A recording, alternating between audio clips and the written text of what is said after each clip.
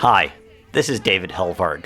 Before we get on to today's episode of Rising Tide, I'd like to talk briefly about how the COVID-19 pandemic, the climate emergency, and the world ocean are all connected. But first, a reminder of 3 things to help fight pandemics. 1, wash your hands. 2, maintain social distancing. 3, don't eat endangered species. You see, the destruction of nature, including the consumption of endangered wildlife like chimps, bats, and pangolins, has led to most of our recent viral disasters, such as HIV/AIDS, Ebola, and now coronavirus. 50 years ago, I participated in the first Earth Day and remember signs reading, "Mother Nature bats last." For months, scientists have been warning about the threat of this pandemic, and many politicians have ignored them. Scientists have also been warning about the threat of climate change for decades, and also been ignored by politicians beholden to big oil. But on a hotter, more crowded planet, these threats can no longer be ignored. Times of tragedy and disaster like the Great Depression, World War II, or our present moment are also times of historic opportunity to change for the better. Blue Frontier's Rising Tide podcast will introduce you to people who are helping turn the tide of history with practical solutions and love of the sea. So stay safe and healthy, and big props to our frontline medical, first responder, and essential worker heroes. And now back to our show. Welcome back to Rising Tide. Today I'm by the water at the Richmond Marina in Northern California. National Geographic explorer-in-resident Dr. Sylvia Earle has spent over 10,000 hours underwater. A former chief scientist for NOAA and Time magazine Hero of the Planet, Sylvia attended the first global March for the Ocean that Blue Frontier organized in 2018. Backstage in D.C., Sylvia talked about what the ocean means to her. Following is 10 minutes of pure Sylvia.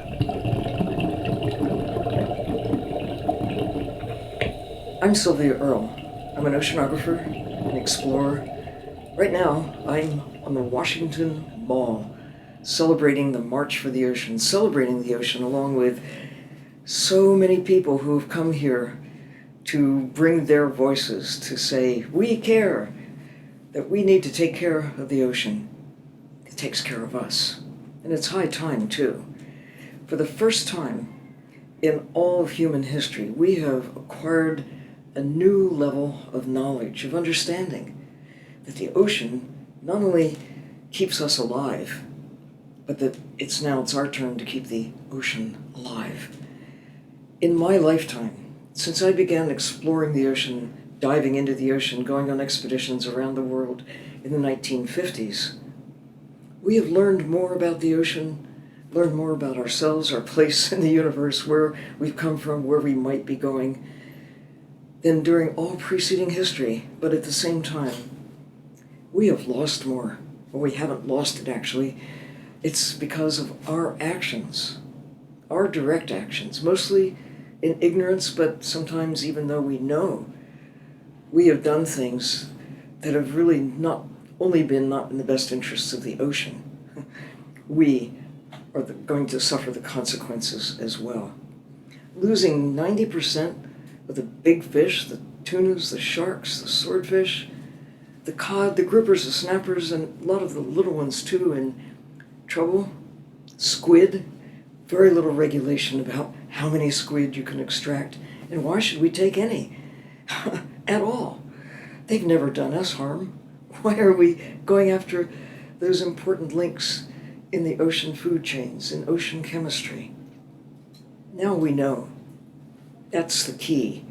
That's why so many people have come, not just here to Washington, and places around the world, marching, showing their spirit of caring.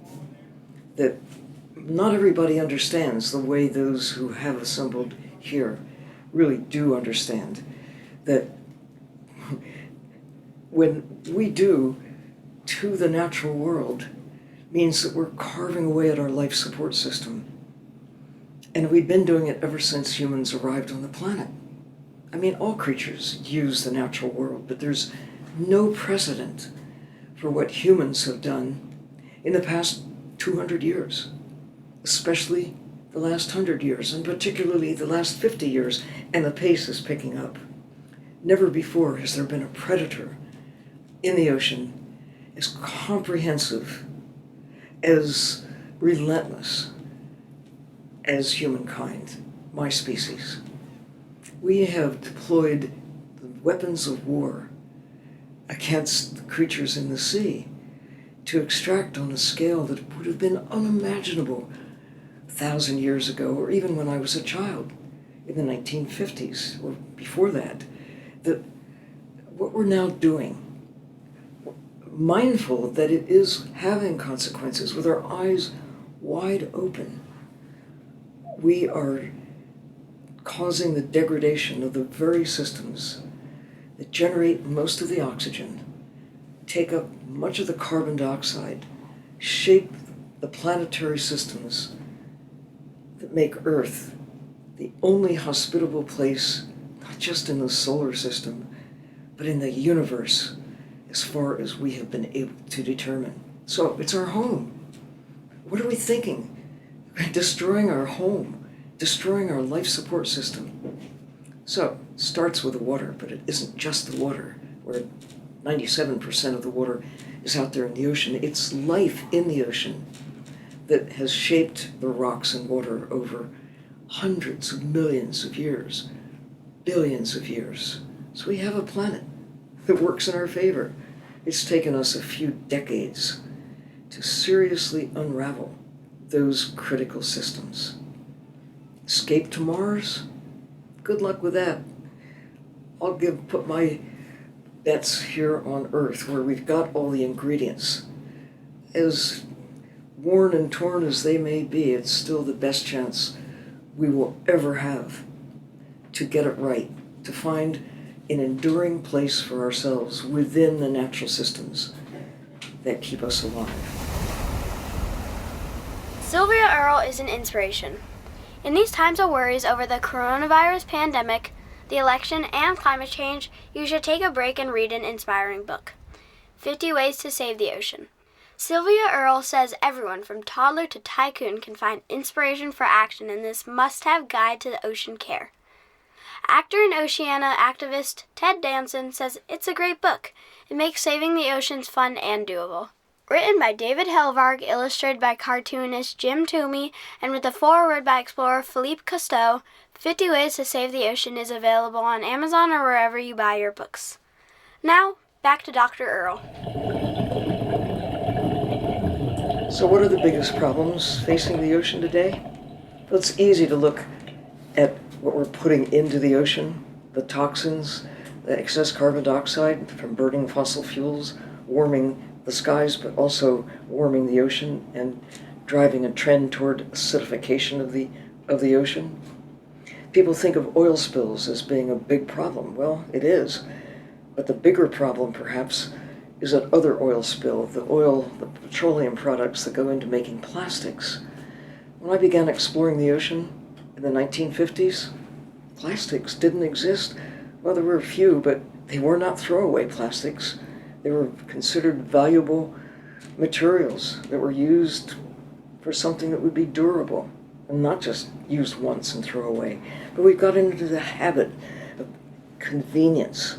What's convenient today is really a problem for tomorrow and for thousands of years to come, because plastics do not go away. They break down into smaller and smaller pieces, but right down to the molecular level, they keep their integrity and become small enough to be engulfed by the tiny creatures in the sea, which are then engulfed by the larger creatures and right up the food chain, right back to you if you consume fish, but even if you don't, they're changing the nature of the ocean, and it's happening in decades. So what are we going to do about it? Well, it isn't just this problem of what we're putting into the ocean. It isn't just the problem of what we're taking out of the ocean, although that is a serious issue. We're not just talking about oil and gas and sand and other minerals that are targeted for extraction from the ocean. It's the wildlife. I mean, what we did for so many years to the whales, but have come to see whales with new eyes. And there's more than one way to kill a whale. We're killing them now with plastics and toxins and ignorance. But all things considered, the biggest problem, it is, of course, the large-scale extraction of wildlife from the sea, is a large-scale deposit of stuff that is harming the ocean, what we put into the sea. But it's mostly ignorance. People don't know. They don't know why the ocean matters, why they should care. So the ocean dries up tomorrow. What difference would it make to me? I've had people ask me that very question, and I say, great. Well, there is Mars, no handy ocean there filled with life. But when you really think about it, when you really do think about why the ocean matters, it's where the water is. When the rain falls from the sky, the ocean is touching you. When you take a breath, the ocean is touching you, since that's where most of the oxygen is generated, in the sea. People need to know this. Then, knowing, they might care. You can know and not care, but we are at a new level of awareness about why the ocean matters. Kids of today, the 10-year-olds, are armed with knowledge that did not exist when I was a 10-year-old, that nobody ever in history past could know. The smartest people who ever lived could not know what the children of today are able to access through the new means of communication. Every generation learns things, passes it along, learns things, passes it along. So we do not have to start from scratch. We are the most powerful, knowledgeable generations of people ever to occupy the planet. And that is cause for hope. Using the awareness, the knowledge that we have, and knowing there's a lot we still don't know, to keep exploring. But meanwhile, to take care of what we know really matters. It's the natural world. Nothing else matters. If we fail to take care of the ocean and all of the rest of the living world, as if our lives depend on it, because they do.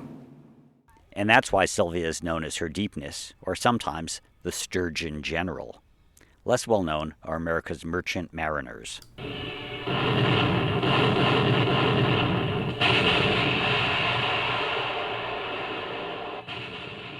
Some 20,000 American merchant seamen died or were wounded during World War II, working on Liberty ship convoys, moving troops and war materiel, often under attack from bombers and submarine wolf packs.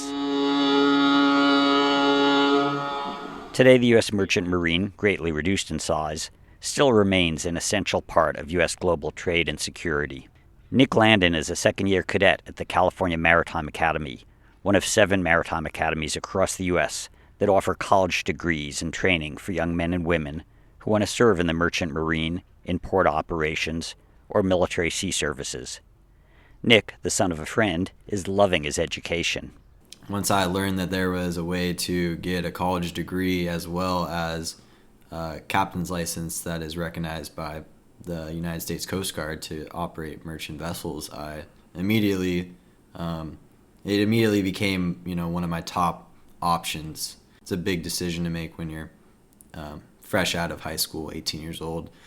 It's a lot different than most colleges and a lot different than probably your average high school experience. There's a dress code, so you're wearing a uniform every day you're in class, and there's also regulations that are prohibiting you from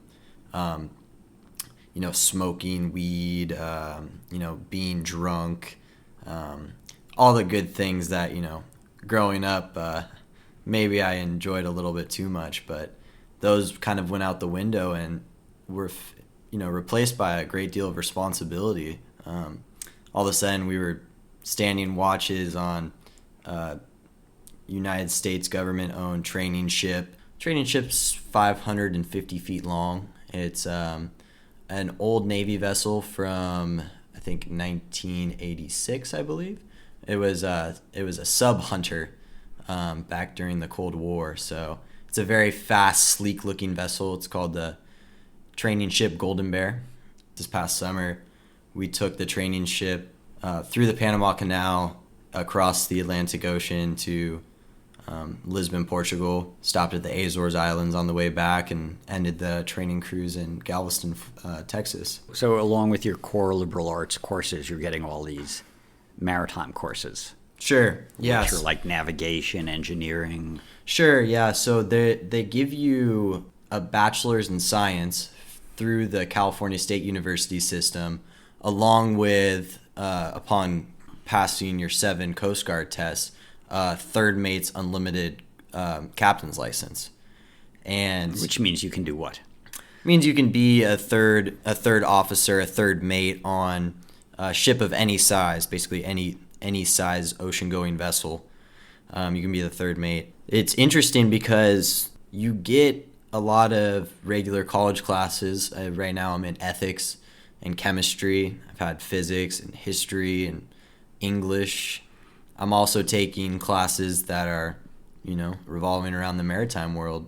Radar, navigation, rules of the road, ECDIS. ECDIS being? Information, electronic chart display information system, I believe it's called, ECDIS. Digital charting. Digital charting. And there's But you also learn to navigate by the stars. Absolutely. Celestial navigation is a class I'm going to be taking next semester, actually. I like going to class in the morning. I wake up excited to go to class because I truly enjoy what they're teaching me. So this summer, I'll be sailing on an oil tanker, most likely in the Gulf of Mexico, for a company called OSG, or Overseas Shipholding Group. Super excited to have the opportunity to learn about this part of the industry and how to safely manage lots of oil on a ship. Coming in and out of port.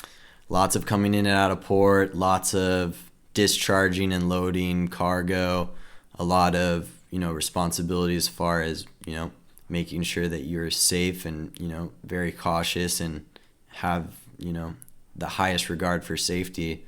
I'm going to be working alongside a crew of professional mariners. So I'm kind of the person who's being taken under the wing, and there's a lot of responsibility on me to not get in the way or cause a headache for the people that do this for a living. I'm pretty much there to observe and, try and learn the most that I can in the 100 days that I'll be there this summer. And I have every intention of making those 100 days the best 100 days of my life. Great. Plus, being on an oil tanker in 2020 is kind of like being on a whaler in 1880. You might be the last generation on that class of vessel. Certainly. It's certainly an industry that is becoming less and less prevalent. I firmly believe that my life is going to continue to revolve around the ocean. I have no intent of stopping that anytime soon. I hope to use my license to sail as much as possible. I hope to one day be the captain of an ocean-going vessel. Every morning I wake up at the academy excited to go to class. I don't feel like I am at a college where, my classes don't interest me, or I can't see myself doing anything that they're talking about. I'm really at home, and the friends that I've made are going to be my friends for the rest of my life. Thank you. Anything else?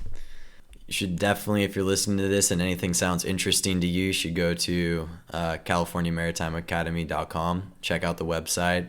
You can definitely go on YouTube and look up California Maritime Academy and watch some videos on what we do.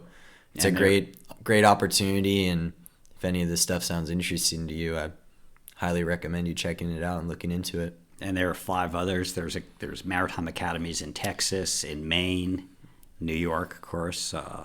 Massachusetts, I think. Yeah, we're Kings Point. I grew up close enough that I used to go see them. Yeah, play the Coast Guard Academy. It was kind of it was like a mini Army Navy game. Mm-hmm. Yeah, California Maritime Academy is the only one on the West Coast. Texas is in the Gulf, and all the other ones are on the East Coast. So, kind of depending on. If you love the left coast, check out California Maritime Academy. Absolutely. Hope that was helpful, and hope you'll join us for our next Rising Tide Ocean podcast. If you like what you hear, tell your ocean swim pals and mermaids you may know to subscribe on Apple, Google, Spotify, or wherever you download your podcast. If you want to advertise on Rising Tide, or or contact us for any reason, email us at info@bluefront.org. That's info@bluefront.org. And now back to our theme song by Ethan Kenvarg. Off in the salty ocean, off where the waves roll free, the sparkling water rises, then crashes to the sea. Out amongst the breakers, you'll have no need to fear. It's true, it's the blue frontier.